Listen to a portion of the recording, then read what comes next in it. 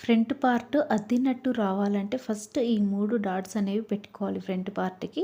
Shoulder మధ్యలోకించి ఈ విధంగా మీకు టేప్ చూపిస్తున్నాను కదా! ఈ విధంగా మనం మధ్యలోకించి టేప్‌ని ఈ విధంగా పెట్టుకొని కింది నుంచి చూడండి ఉక్సులు పట్టి దగ్గర నుంచి ఈ విధంగా 5.5 ఇంచులకు ఒక డాట్ పెట్టుకోవాలి. ఇక్కడ మనకి ఈ కింద నుంచి చూడండి ఈ డాట్ మధ్యలోకించి ఇక్కడ 2.5 ఇంచుల దగ్గర ఒక డాటు, అలాగే ఉక్సులు పట్టి సైడ్ మనకి మధ్యలోకించి ఒక డాట్ పెట్టేసి ఇలా మనం 2.5 ఇంచులకి ఒక మార్కింగ్ ఈ విధంగా చేసుకోవాలి.